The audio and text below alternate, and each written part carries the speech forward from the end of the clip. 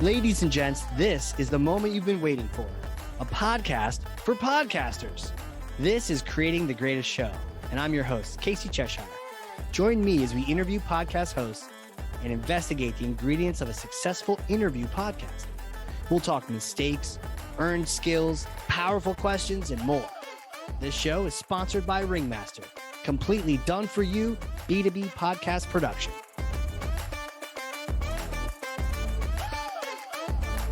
You hit the button and you may not go back the other way. It's like at the airport when you're exiting that door, you can't go back the other way. I've hit the button and now we're going. And I can't wait to introduce you all to my guest today. He's a badass, a marketing leader, a thought leader, a seasoned podcaster. He's one of those very special podcasters who have hit the 100 episode milestone and then just kept on going, like didn't even look back. Away he goes. He's the co-host of the 0 to 5 million podcast, 120 plus episodes to his name, the marketing team lead at VanillaSoft, Ollie Whitfield. Welcome to the show, sir. Do you want to be my PR agent? I like that. That was great. I'll be a hype man, dude. I'll get that big boom box. Be like, Ollie is in town. Thanks. Yeah, I'll take it. Yeah. When do you want to start? Next week. Sure. Is it remote? Is this remote? Do I have to go to the UK or can I do it from here? I wouldn't want to put you on any airplanes. You can do it wherever you want. Okay. But, if you gave me an excuse to come out there, that'd be kind of fun. Don't think I can afford your airfares. Yeah, you got to produce and then I'll reimburse. You'd have to fly me like FedEx or Amazon Prime, right? To get me out there. Like 5th class delivery, maybe I can scratch that, but we'll see. Right. Or I'll just get a rowboat and start. I'll just start. See you in a couple of months. Well, dude, I'm excited. You have been podcasting like crazy. You've got a bunch of episodes on your belt. You are not new to this thing. You got the mic, you got the sound, you got the camera, you got the lights, you got it all, the experience. So, Ollie, pull back the curtain for us on your show and share your most important strategy for a great interview podcast. I'd like to shock you into silence with this one. You ready? Yeah. There's no rules. None. No rules. 0. There are no rules. The only rules are that there are no rules. And that's our golden thing. If I want to upload 3 episodes a week, cool, no problem. If I want to do an hour episode, a 10-minute episode, and then a 2-minute episode, cool, no problem. We can do that.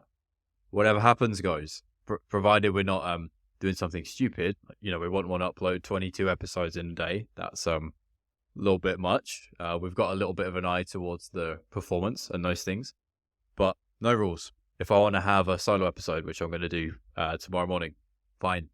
If I want to have just a debate with my co-host, cool. If we want to have 2 guests on in a row, if we want to have 10 in a row, we want to talk about different topics. Sometimes we swear a little bit, it's whatever. It's us doing our thing. And if we're enjoying it, you might be more likely to enjoy it. And if we come up with something that's a bit more interesting that we are going to have a good time with and can put a bit more energy into, then everyone's seen and heard of plenty of podcasts where it's, so I love what you said there, Casey. That was such an interesting point. Read next question on the script. That ain't me. I don't want to do that. And you won't want to listen to that for too long. So we have a good time. By that, we try and throw some rules out the window. Yeah, and one of the rules I like to break is doing exactly what my guest has said not to do. Great answer, Ollie. Our next question, question number 2 is going to be better this. Of you. Man, I hate that. But talk to me about where this comes from. What's the origin of this? It's really a myth you're smashing here around podcasting, the idea that you have to follow the rules. And where do the rules even come from? I don't know where they come from. I think it's maybe rules is the wrong word, but I feel rebellious when I say it, so rules. But I think it just comes from, here's what corporates have done. Everyone copies each other. So I find even a webinar, to see the CMO sit there for 60 minutes and talk through a slide deck page by page by page, unbelievably boring for me. I produced probably in the thousands of webinars. I used to work at an agency, so you have several clients, a couple of months, it quickly racks up. Podcast episodes the same. You get really numb to it really fast, like really, really fast. So I've had a steeper learning curve, as it were, or exposure to that. So you end up disliking it. And you end up rebelling from it a bit further than you would if you weren't. So I think spending a lot of my time there, I've just found, well, I don't like when people ask me kind of monotonous questions, or it doesn't really sound like they're that bothered about what I said. That doesn't feel very fun. So when I'm doing it, I think How do I not do that? And that means if it's going to be a 15-minute interview, yeah, we'll not book you for 20 minutes and take 40, because obviously that doesn't work. But I might go away from the script. Worst that can happen, and our guests or internally, we're always aware of this. Everything is quality controlled. If you didn't like anything at all, it isn't going to make it. So it's completely safe to do whatever. And if we scrap an episode, so be it. That's fine. Or if we want to redo it, that's fine too. So I just think it's personal taste. That's sort of what I'm like. I think that's why I enjoy doing it. That's why I learn from it, and that's why probably other people who are listening to it may also learn. Because if you know everything, what's the point? And if you're not learning something, you're not particularly going to ask good questions, are you? You're not going to go down rabbit holes. So that's what we try and do. You mentioned the boring webinars. I remember being a young marketer signing on to a new company many, many moons ago and sitting there in a conference room with the other marketing person, the architect, somebody else, and just watching as somebody just reads the script for an hour. And I don't know how I stayed sane. I don't know how anyone stayed on that webinar, but man, have we come a long way. Like, life's too short and people aren't going to sit through that. They're checking their email. Maybe they're passively listening to it. But same thing with podcasts, man. And then if you lose interest, man, I mean, it's hard to keep an audience interested if you're not even interested and you're the one doing it. Yeah, I've never done in-person speaking. I will at some point, but for that you need changes in your pitch, your pace. It's just like down there because I'm trying to emphasize it, but you need those things. You need techniques, you need stage presence, walk around, hand gestures, all those things. With a podcast, you have none of that, only the tone and pace of your voice, pitch, that type of thing.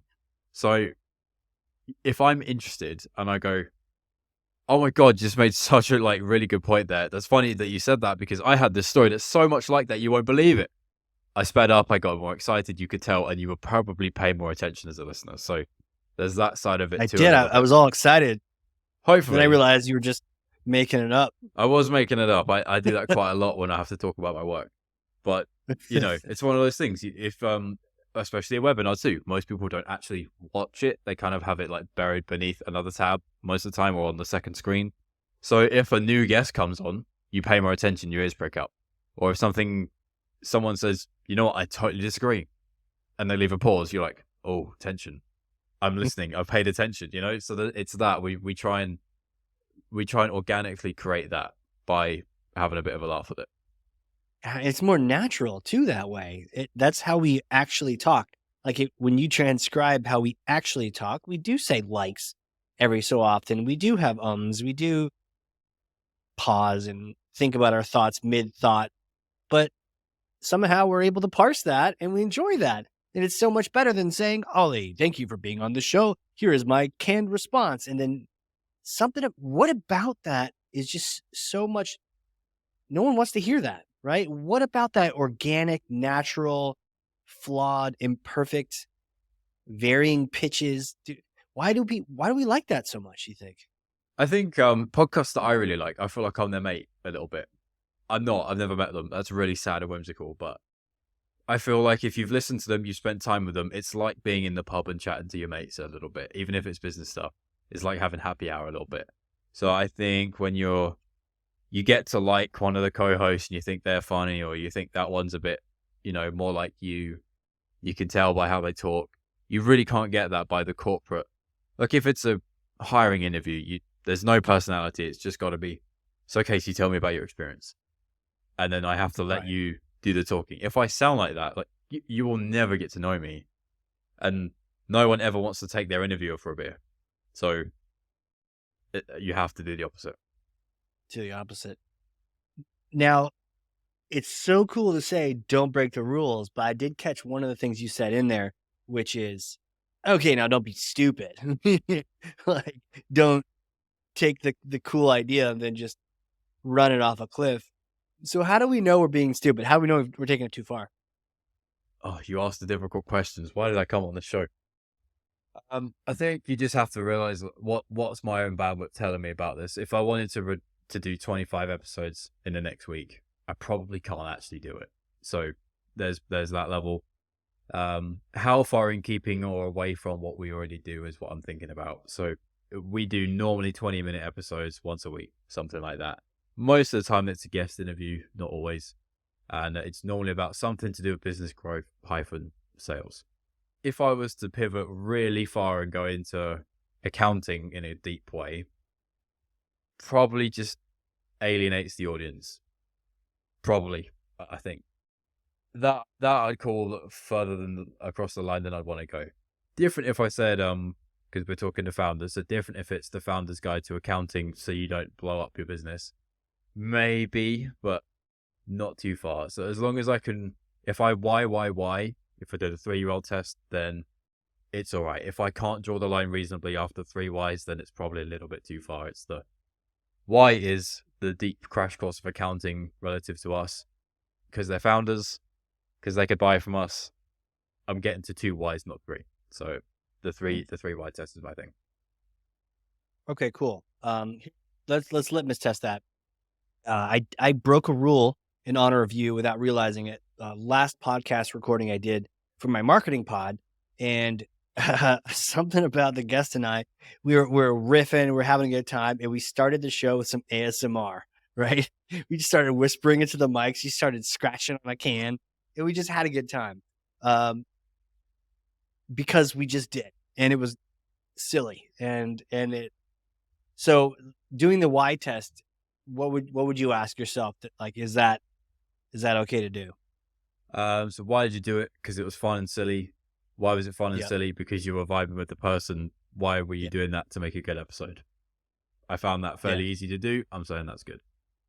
Cool. Dude, I like this. I feel like you are the magic 8 ball of podcasting, and I would encourage everyone to reach out to you on LinkedIn and just ask if you should violate a rule. Ask Ollie, send him a message, say, I'm thinking of doing this. I'm thinking of doing a Chinese water torture magic trick live on the pod. Should I do it? What I'm would not you say? liable for you getting fired.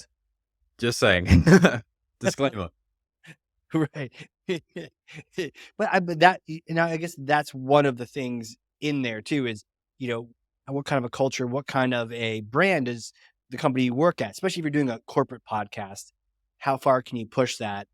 I've seen people dress in cow costumes and push it as far as their leadership can handle. Yeah. I don't dress up. I normally look something like this. I'm in comfy wear.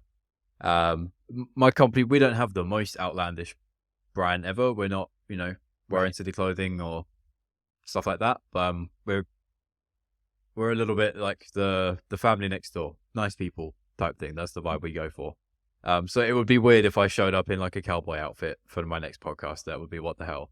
But if I want to blow up the format a little bit, if I wanted to just riff on a personal story, if I wanted to throw away the script and say, you know what, we just started talking about this thing. Like, no one's talked about that before. Let's just talk about it. That's totally fine. And if you're in that type of company that is kind of corporate, that's probably all you need. You don't need to go the extra 8 miles. Going 1 or 2 inches is probably further than a lot of people have gone if you're in a really corporate type of place. So if you're in some Right. global enterprise, crazy large company and it's edited to death, yes, it will probably still be edited to death, but your different approach, one episode every now and then, is not going to kill anybody. And if it really gets vetoed, then unlucky, but that's on them, not you. If you're just going to do the same thing over and over, cool. But after a while, people have had their fix. Yeah. The novelty can really attract people. Question, Magic 8 Ball podcasting. Should you shotgun a Red Bull? By the way, do you have that in the UK? Do you have shotgunning, like shotgun a beer? That's basically chugging a beer, like stick it straight Yeah, down. but Right. it's different though, because you like punch a hole in the side of it so that it Oh, okay. quickly you drink the beer. Well, some people, not me, they're able to open their mouth wide enough to pour it straight down, so you don't even do anything. I Right. can't do Yeah, that, that's but crazy. that's Now, wild. should you do that to a Red Bull before doing a podcast interview? Each to their own. Probably not if you're diabetic. I don't. I find this fun and exciting anyway, so I'm good. I've literally got half a pint of water, so I'm all right. But if you need a bit Nice. of sugar and stuff, you go for it. Yeah, they do have sugar free, just so we're fair. But yeah, it's funny. I actually did one time before a presentation on a stage. I drank a little bit of Red Bull to kind of give me some energy, but I drank too much Red Bull, and then I was this like super speed talker on the stage. And by the time I was done, people like, "What did I just listen to?" Yeah, You you're a blur didn't on even stop stage. to No take a one saw breath. you. So, not recommended. Not recommended.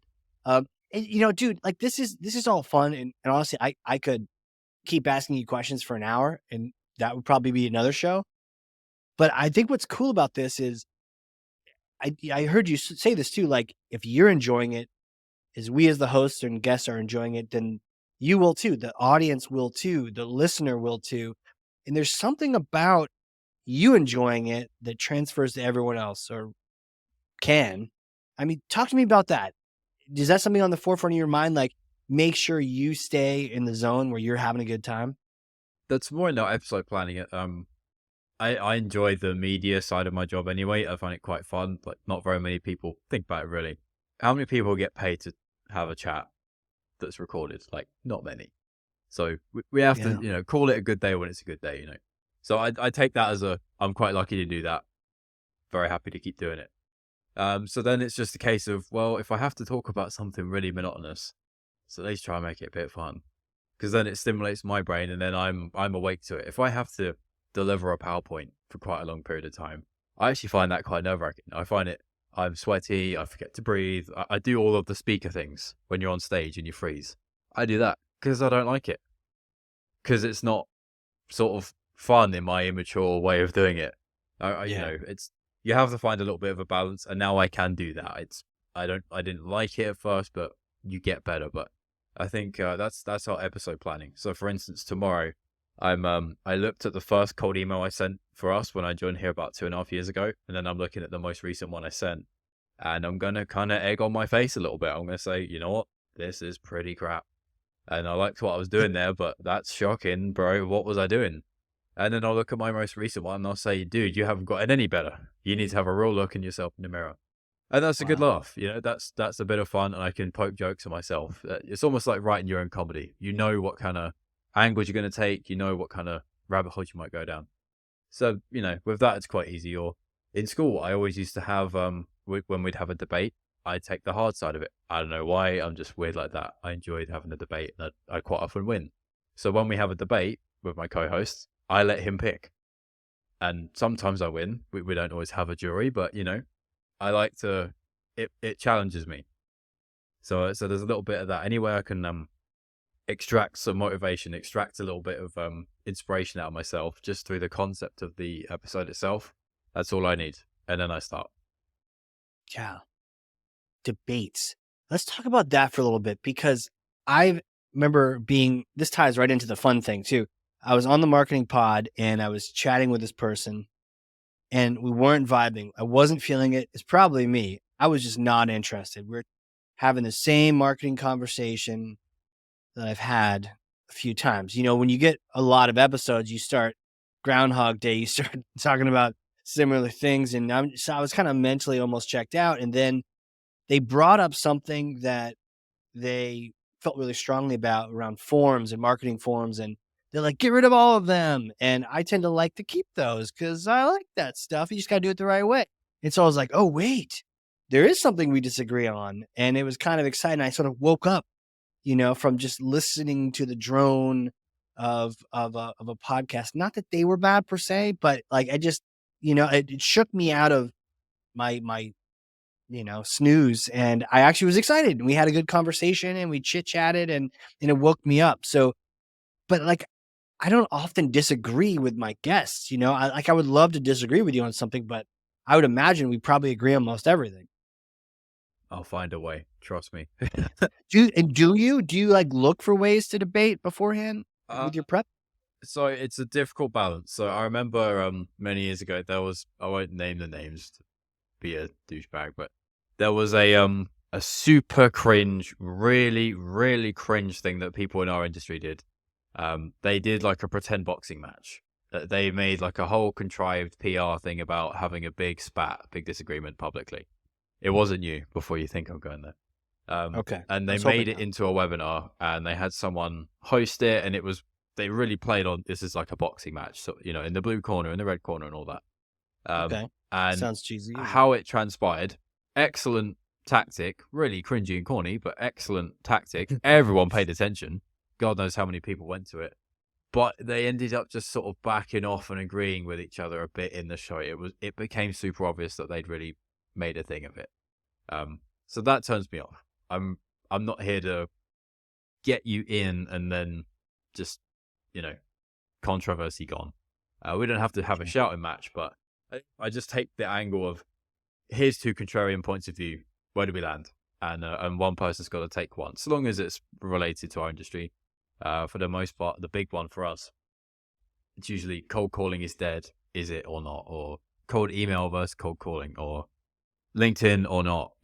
There's some yes or no, black and white type things there, and plenty of them. And the beauty of it is no one's right, because the answer is actually, well, it worked for someone, it works in a different way for you, or you're doing it the wrong way. So there isn't an ultimate outcome, and there's lots of different ways you can explore that. And I enjoy the mental game of chess, as if to say, you took this angle, mistake. I've gone round the back and got you there. So my co-host enjoys getting beaten up by me like that. But yeah, you have to try and think of a way to make it not too corny, because that's when people get turned off. You can have the is cold calling dead debate, sure.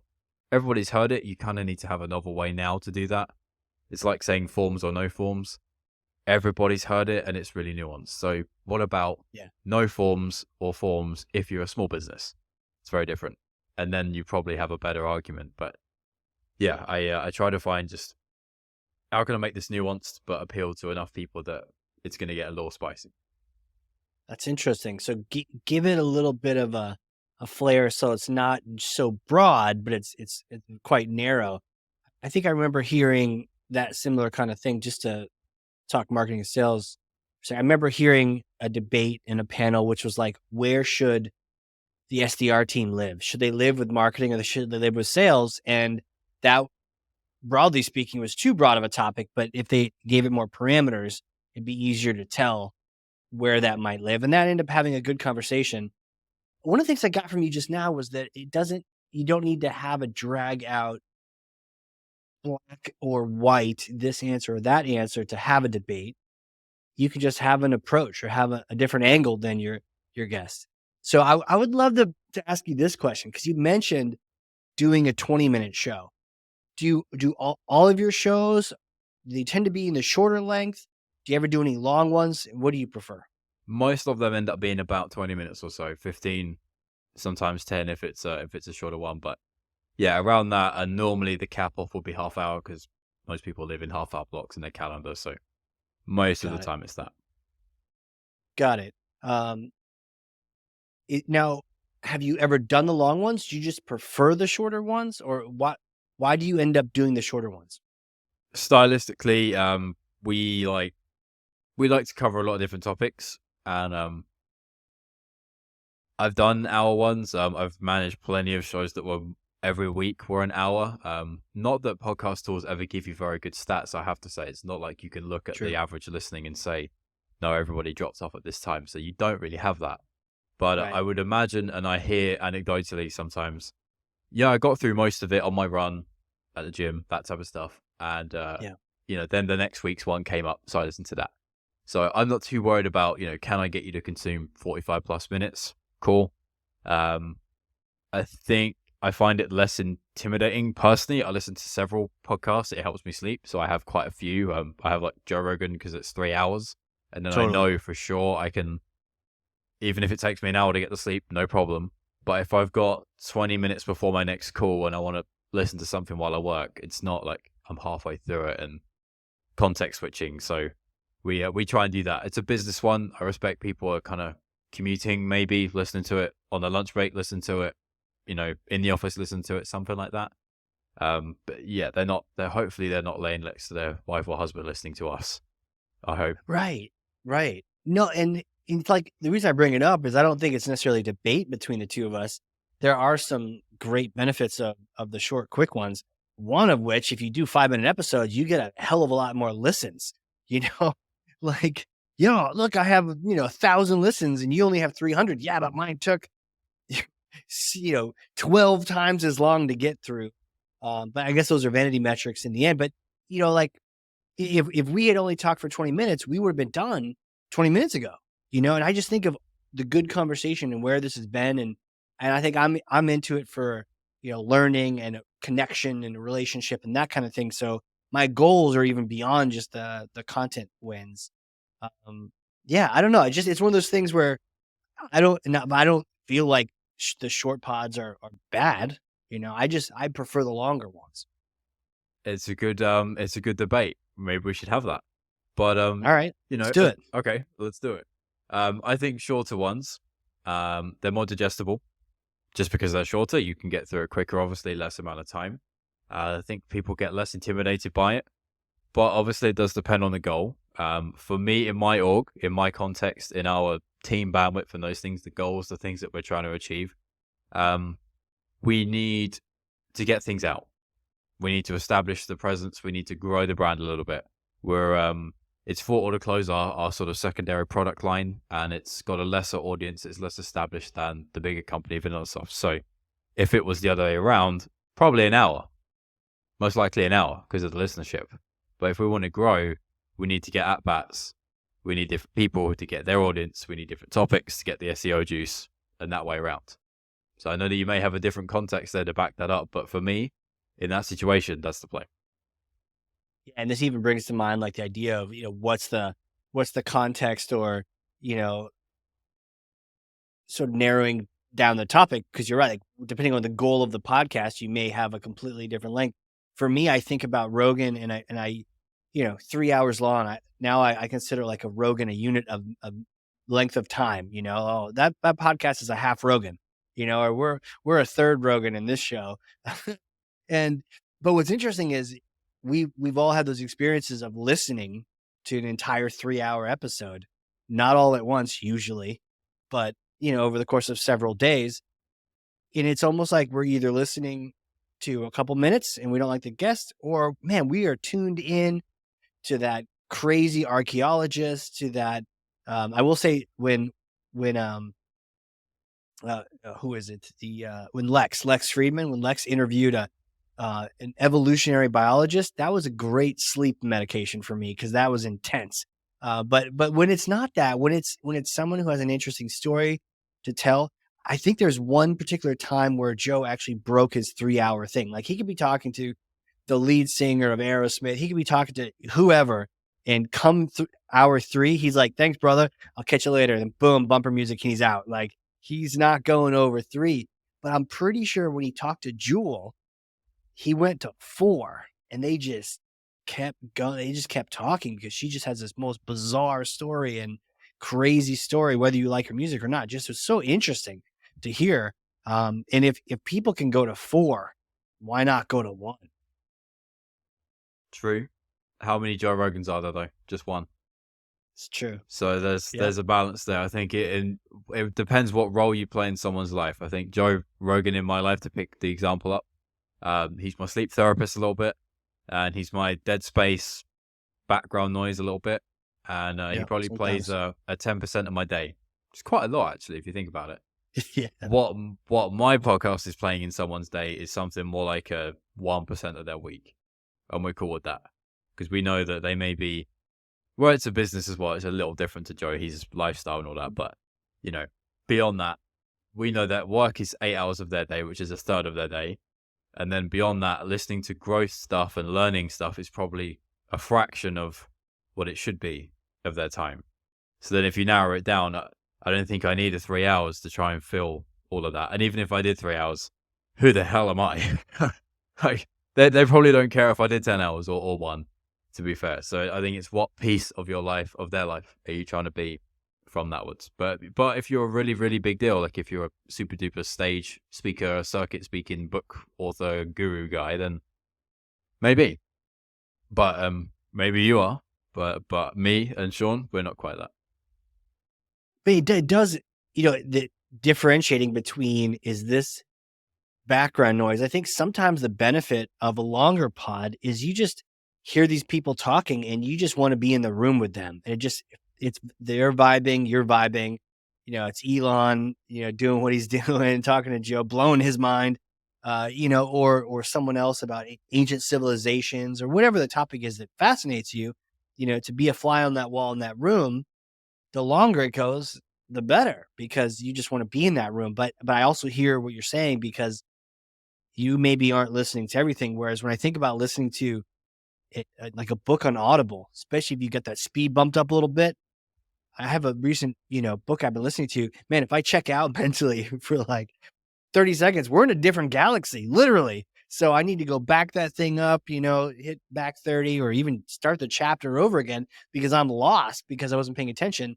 Now that's fiction, but even like a nonfiction, it's all jammed in there. You really got to have it in your active window, right? You have to be thinking about it. So it sounds to me like the shorter span is that highly, I don't say produced, but highly thoughtful 20 minutes. Let's give you value in a short period of time and let's get you out of here. If you're trying to say more valuable, then I think I won the debate. But your play for a longer one is you're going for like media saturation is the thing. It's okay if you miss it. Joe Rogan's 3 hours a day. Who the hell is listening to all of that every day? Like literally no one. Get a job if you are. Like, or well done to you if you've got that attention span. Seriously, I don't do it. I pick and choose what I listen to, and it lasts me a long time, anyways. But yes, it's dispensable because you're not worried about it because you know it's good stuff, and there'll be good stuff again. If it's sort of lightning in a bottle once in a while, you pay attention to it more. So I think there's a little bit of both. It's easier for us with our skill, with our presence, to say, here's something really good in a short burst. You'll be looking forward to this next week, than to like mass produce and like overwhelm. We don't have the bandwidth or the people or planning, perfectly honest, to do that. So Sure. maybe we could to go upscale. We could go to an hour, like you said. I don't know if that achieves the mass saturation type thing, but it's a step toward. Cool term. I'll definitely have to really think about the mass saturation point. I would say a killing blow in this debate, if you will, such a friendly debate, Imagine if all battles were like, well, sir, I do think X, Y, and Excellent Z. points. But yeah, what if you stuffed the first 20 minutes of an hour-long podcast with the kind of format that would deliver the same kind of value a 20-minute podcast would do? But then if you like it, you can stick around for the rest of it. Like a particular show like this one or my marketing pod, where we have that big leading question. We get some value out right away. If you want to check out, cool. If you want to hang out and have Ollie and Casey just geeking out, debating random shit and having a good time, do that too. Best of both worlds, but you get options. I've been on a show who did that. He did. No, I forget if it was the first half was a podcast or a webinar, and the other half was the other. I don't remember which. Wow. Webinar. So you took it hardcore. Yeah. Yeah, it was cool. It was a LinkedIn Live thing, and then it went offline to whatever medium it then became. I don't remember, but that was kind of cool. I don't know how much the audience trade-off was there. And again, fit for his business model. I think he was a consultant trainer. So if you're looking for like the Instagram to Patreon subscription thing, that's the similar equation. So yeah, it depends on the business model. For our type of thing, and it's not the auto close podcast because no one likes brands, but it's top of funnel. It's just what can we reuse this for, and who can we get to see us for the first time, because we're talking about other stuff than blogs on how to write an email. So for that, it's different. But yeah, I totally see what you mean. Same here, man. I did a co-host type podcast the other day just for fun. Is me and another guy, and we went for like 20 minutes or half an hour or so, because just us. We didn't have a guest, didn't have anyone else add anything to the conversation. So, and we were completely unscripted. So right about 20 minutes, it made sense to call it a day, wrap it up and get to the next one. Keep it tight. Because I think, to your point, whether you go short or long, you want to still be able to pack that knowledge in there. And as soon as either one of them is starting to drone on and kind of tread water and drowned, it's probably time to call it a day. One night I listened to the two YouTubers, and they sort of talk a lot about the creator space. They had Tim Ferriss on their last one, so he's been doing so many podcasts, it's unreal. They just asked him, so how do you do this? He's doing it with A-listers as well. He's had Schwarzenegger and God knows who else. Jeez. How do you get them? And they're used to media, like super used to it, and quite resistant because they know how bad it is. So he is like unbelievably prepped. You wouldn't even believe it. He's like listened to the last 50 media appearances they did, listed all of the same questions to see trends. He's got rid of them because they just zone out as soon as they hear the same. So tell me about the latest movie, because I'm like, oh, again. He's listing out like what common stories do they have, like home run hitters basically. When you go on a talk show, what's your funny story? He's listing out them so that if I join and you sense I'm a little bit nervous, I'm a bit sort of uneasy, I'm not really forthcoming, it's not flowing, you can slip in that and you can say, here's an easy at bat, let's get started on the right foot in here. So he takes it to the nth degree. Most people don't, but if you're going to go that distance, you got to kind of be prepared for that, because there's nothing worse than knowing, we do a podcast, it's usually an hour. I don't want to put out a 25-minute episode because that's going to look weird, but like, this is so boring. Like you've had before, we've all had it, and I've binned episodes for that before.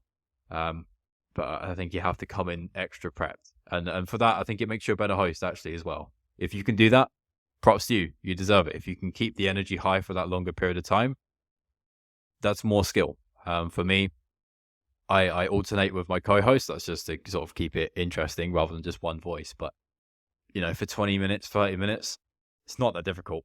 So, it keeps it really lo-fi for us. If I'm having the worst day ever, I can still roll into a podcast and do an all right job. Whereas it's a bit more of a real conscious thought to be 60 minutes.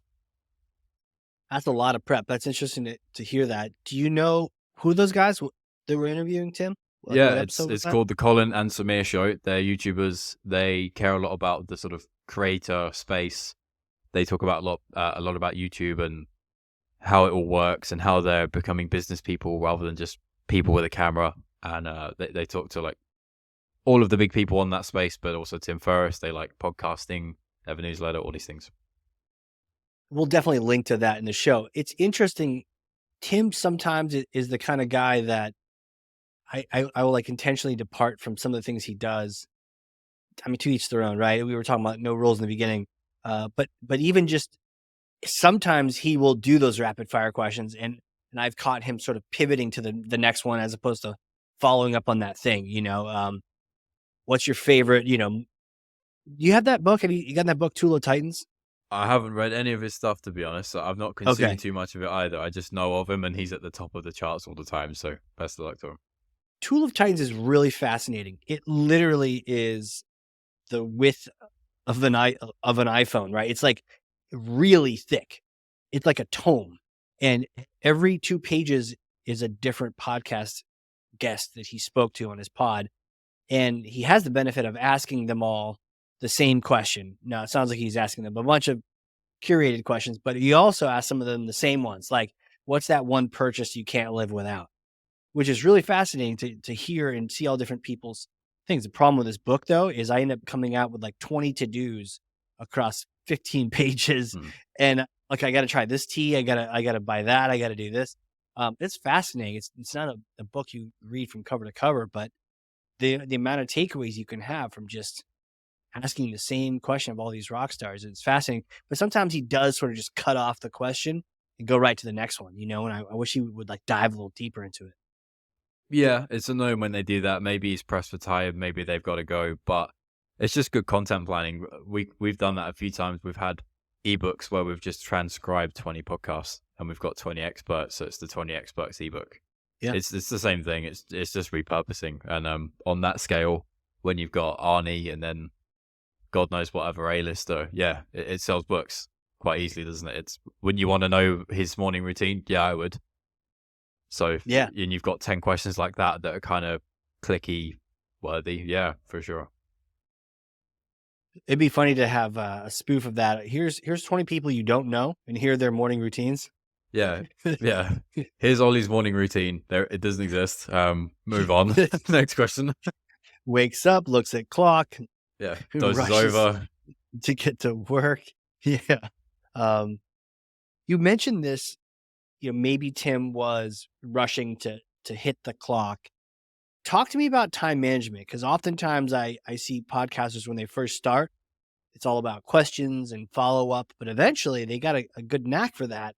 And then it just becomes about not running out of time or figuring out where to ask those key questions, because that hard stop's coming, whether it's 20 minutes or an hour, and you gotta get those questions in if you can. That's just pure skill. The interviewer has to know how to do that. You can only learn that by doing it and messing it up a few times. Unfortunately, just like speaking training, you can only do your first stage speaking gig and you can sweat bricks and look like you're nervous because you are. You have to do it. The only one thing that you can do, I think, is you can set the stage beforehand. So before we get on here, if you want to say to me, look, I've got like 10 really important things I want to go through, it's going to be quite a lot. So I want to get depth, but can we refrain from 5 or 10 minute stories because it's really going to squeeze us. So occasionally I've had that on webinars where someone wants to really riff and go into something quite in a long tail way. That's okay. I have to be able to give them rope for that, but within reason. That, it's your show, so you're telling them how to do it, and how to be a good guest on it so that they can get the maximum benefit from it, from looking really good on it. So there's a little bit of both there. I think you have to, I try and divide it up and be a little bit conservative. If I've got a webinar, because it's more like an hour to equate to your time, I know roughly 15 minutes per big topic is about okay. Maybe 4 topics, about 10 minutes, and then we've got some wiggle room. Leave some space for intro, outro, and some chat in the middle. That's all right. If I know, well, we started at 2:19, it's now 2:39, and we've only got on topic 1, I know I'm behind. So there's just a little bit of mental. Make it small, make it easy for yourself to keep log of. You don't have to look at the spreadsheet and say, oh, I've only asked one question and this and that. I just try and break it up by time and say loosely, we're about on track, we're a bit ahead, we're a bit slow, and then you can kind of go from there. And if you want, the best thing to do is be ahead, because you can always ask a follow-up. Right. Can always ask a follow-up, and it only takes you running out of time. And sometimes your guest will have time, which is cool. And oftentimes they won't have time. And I definitely have run into that zone where you're riffing, the guest is on fire, and then they send you that message on Zoom or Squadcast or whatever platform, and they're like, I have a hard stop in 5 minutes. You're like, oh God, quick. And maybe your close is gonna be a couple minutes. So, and they're in the middle of a story, and oh God. So I think, to your point, pure skill, learning the hard way. But I guess the good news is if you're experiencing that as a host, you're probably transitioning from that beginner phase to more advanced phase where you're thinking about the clock now and managing that, which is fascinating. And so I even think about the kind of questions that, how much time do I have left, right? And what kind of cool questions can we fit in there? And I have the next one for you, which is this. Like that pause. That was a good pause. Shake it up a little bit. Everything's awesome in podcasting, but what's your biggest challenge right now? Like what's the thing? Everything's rosy except for this with podcasting for you. The analytics are still pretty dire, I think, at least in the tools that I use. And I don't think I know anyone who's really happy with that. Well, that's just a bit of an annoyance. But the main problem, which links to that, is I think it's very hard for the most part to actually gain listenership. Your TikToks, your Instagram Reels, your YouTube Shorts, your whatevers, for the most part, I would imagine, and it's hard to know this, but just broad strokes, whatever viral YouTube short you post, it's unlikely to produce you that many new listeners who actually bother to, oh, I've got to click to type and search and do effort to do this. I think that's really hard, and you can't blame people. You see Joe Rogan Experience on YouTube, the clips thing, 10-minute clips. They're like multi-million view clips, like all the time. Yeah. Or the YouTube Shorts, the whatever that he will post, they get super viral. And obviously it will when you're as big a presence as he is. But for the average company or people who are trying to do this, that's just completely unrealistic. So to do that, yes, it's a good practice. Yes, it's sort of following the right trend. And if you keep at it, it might become something. But it just isn't going to get you 10 new listeners this week, or even 10, or even 5, or even 2 maybe. So that's the tricky thing. And even if they post it on their LinkedIn, because that really isn't a guarantee, and even if your creative's good enough, they still may not bother to do it. They still may have a marketing team running their LinkedIn profile who don't want to post external things because they're busy.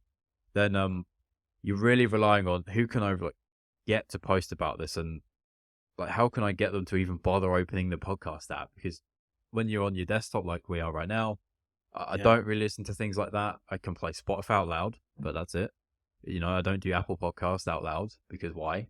On my laptop. So it's Right. tricky to get people to cross the bridge from where they are and where they see it to going onto it. And no one really knows, like in YouTube, it's a very well-established algorithm. In LinkedIn, it's a very well-established algorithm, same as Facebook. It's not really the case with a podcasting platform. No one really knows, how do I get up in the Apple Podcast charts, or how do I get up in Spotify? I couldn't tell you. And I don't know anyone that does. So how do you do that? And I think a lot of people, besides if you're a big figure, besides if you're a big brand, besides if you get big speakers, probably the only way that everyone goes to, it's really tough. And I think a lot of people are Yeah, I slower than they think think. to your point, Joe was asked, or someone was asked, how do you make a successful podcast? Step 1, be famous. Step 2, start a podcast. Yep. So to your point, yeah, like it's not like listeners grow on trees. And as you were talking, I opened up Spotify and I typed the 0 to 5 million podcast. There you are. Made sure follow is on there, ring the bell. When I But you're saw right, our like, Spotify followers, I was like, shit, that's way more than I thought, because our stats indicate different stuff. It's really yeah, inconsistent. It's so annoying. different platforms, right? Then you throw YouTube, will get you more analytics, but it's separate from all the listens, and do you aggregate or whatnot? Yeah, analytics is still analytics and listeners. I hear you on that as a way to gain, and a real challenge still with Why isn't podcasting. subscribers a valid metric? They must know that you've clicked subscribe. It's bloody obvious, but Yeah, I don't know if I've ever seen that on anybody's podcast. yeah, why not? That's weird. I would want to see that. I mean, I've seen that on some apps in it, but not the biggies, the ones that I really want to see it on. It's weird. Well, I have a bit of a hypothetical question for you now. Let's say I may or may not have a time machine, and we go into the future and we get a chance to check out your podcast 50 episodes from now. Let's say it's weekly and you get those episodes. You might break the rules. And so 50 might be a couple weeks from now, but let's say 50 episodes from now. What do you want your pod to look like? Do you want it to change any? Do you want it? What does it look like? What does it sound like? Yeah, so we're probably, rules being broken, 6 months a year away, roughly. So it could be end of Cool. 2023. Wow, that's weird to say. Yeah, right. I think it will be slightly different, same core tenets at play, but I would like to be a bit more smart about how we repurpose things. So our episode planning could be a little bit more intricate, rather than just like, oh, we need a guest, let's get a guest, cool, done. We can do that, but when we have a debate, when we have a separate topic, how and why and what else is that supporting? So, for instance, we've done webinars where we parody Family Feud. Great fun, bloody difficult to organize, but really good fun.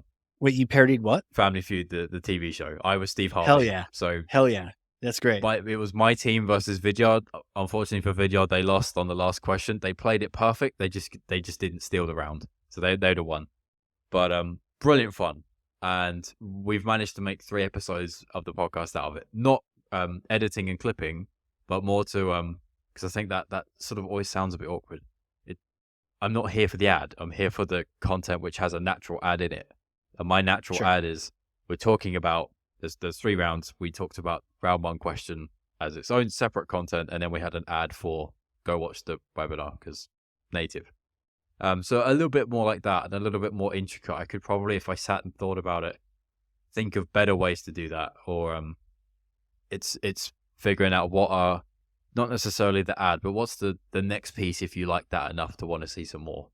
Rather than another episode, what could that be and how? So for that instance, what could I have thought of better in the Family Feud webinar, which could have played into a podcast series in a different way? But it's just easy to take the 3 rounds and make 3 episodes, no brainer. But how else could I do that? Or we did Dancing with the Stars. We made that into Emailing with the Stars. So we did basically the final. There's 2 sales reps. They write an email each, and then they get judged by the panel. Same as the dancing show. Pretty easy to just review the emails that the reps wrote. Is that a brilliant podcast? Not really.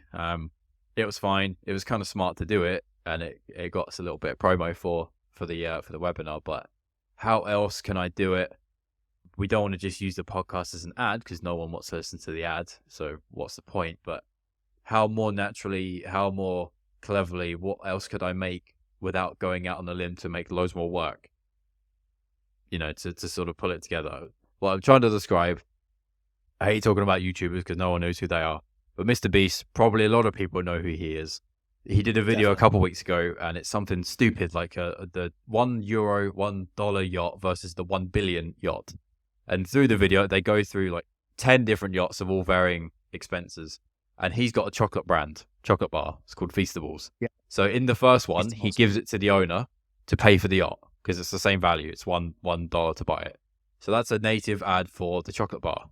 And you didn't feel weird about it. It wasn't like, and guess what? You can get 10% from Athletic Greens because what the hell? That doesn't fit, you know? So no shade to Athletic Greens, you know, no shade to them. And then, you know, they go to the $500 million yacht, and every bedroom on it has the chocolate bar because that's what happens in that chain of cruise liner. Again, you're seeing his chocolate bar. And it makes sense. And they remark about it. They go, what? I didn't know that we sold it into this cruise liner. What the hell? It's native. So I'm thinking of how in my content can I take that ad, put it in a couple places where it doesn't feel weird. Yeah. I totally get that, man. My son, he's like, yeah, let me try all the Feastables, you know? He's in on it. The idea. So I see where your brain's going, man. This is a future episode. We'll have to have you come back on this thing and talk at this wizard level because I totally, my brain is expanding now. The idea of not just repurposing, but also almost like that content pillar. Like if we're going to have a theme, how can we best efficiently and effectively create maybe one thing or several things that all play off of each other more naturally, very naturally. So you find yourself going into one of those YouTube rabbit holes where you start YouTube and 3 hours later, like what just happened with my life? Because you just organically just went down this path and subscribed to 3 people you never even thought of, or watched the super yacht versus the 1 billion super yacht, which I'm looking at right now, which is covered in gold. Exactly. Yeah. And it's amazing, not in real life, amazing. but hey, it's YouTube. You're right. It's YouTube and it's podcasting. Well, dude, you are the man. I've enjoyed this tremendously. Tell me, where can people connect with you? If they also heard this episode and they're like, this guy is the man, where do they go? If they are, I feel sorry for you, but all good, all good. Yeah, this has been good fun. Thanks very much for having me. I'm going to say the L words. I apologize. I find it so annoying when everybody says this. I say, guys, where can people connect with you? Where can I find you? And they always go, yeah, LinkedIn. And you're like, oh, God, give me something else, please. Should I change that question? Do you ask that at the end? I mean, you kind of have to, right? But that's do you ask it? That's what I normally do, and I normally say, "Where can people find you?" and ask you a question. So sometimes I say their email, and that's it. Yeah, every now and then people say that. And I just think such disrespect saying the email, because if this was Rogan, you'd get like 30,000 emails that were like snarky. Yeah. Yeah, you Not just on get this show. pummeled to bits. So yeah, yeah, it's a funny one. But yeah, to use the classic L word, yeah, I spend most of my time on LinkedIn. I do Twitter. It's mostly just me looking at football stuff, to be honest. And that's kind of it. And then the podcast, of course, as any podcasters might know, on all of the usual places where you could look, wherever you consume, and it's a $0 to $5 million podcast, all numericals, not words. And yeah, we'd appreciate if you swing by. It's only 15-20 minutes, so I promise you won't lose 3 hours of your day. But it's good fun. We like to ask, like, if I was asking you, it would be, so how did you start this podcast? When did you really mess it up? Why have you done it this way? Key hires, mistakes, change in strategy, what you're going to do with it in the future, that type of thing. But it's about businesses. Dude, I love those. Those are great questions. Now we have to start the show over and just ask you those questions. Let's do it. 0 to 5 million. Fantastic. Dude, Ollie, thank you so much for coming on here. This has been fun. Clearly, we need to get a pint. Next time we're in the same zip code, area code, whatever. This is super fun, man. I definitely want to have you come back and we'll talk more content in the future and repurposing and that kind of thing. But a big thank you from me. My pleasure, dude. Thanks very much. Hell yeah. And for those listening, if you learned something, and I freaking know you did, because I literally have 2 pages of notes front and back, then share this episode with one person, 3 people, 9,000 people. I don't know, whatever. But put your thoughts down too. Don't just, click a share button, but like write what, especially on LinkedIn, right? This is what I got out of this. Tag somebody that needs to hear it. Tag a shitty podcast that needs to get love, or tag a good one that needs to get even more love. And put these lessons out there. Check out Ollie's pod. And once again, thank you, dude. You're the man. This has been another crazy episode of Creating the Greatest Show. We will see you all next time. And next time doesn't have to be next week. Life's too short, and we have way too much to talk about.